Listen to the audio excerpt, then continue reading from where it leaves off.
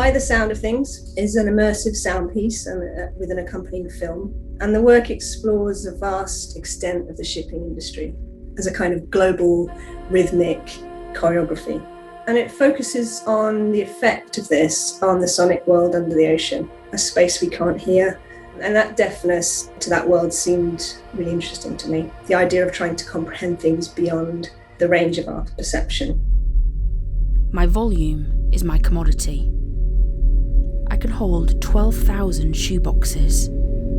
I can carry 25 tons of stuff. The sound piece and film work as a kind of diptych.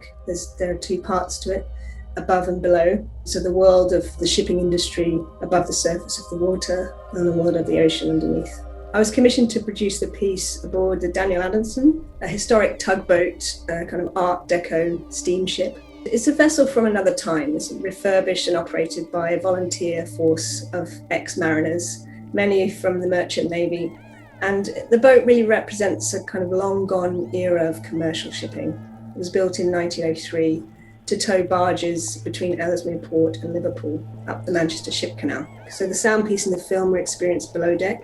The sound piece through headphones in a blindfold while you're lying on the bunks in the crew cabin, where the crew would have been sleeping between shifts. Your ears are not ears for the sea. We can hear the percussion of rain on the surface. And we hear the ship. Her noise, long gone in air, lingers long and loud in water. And the film also below deck in what's called the lower saloon.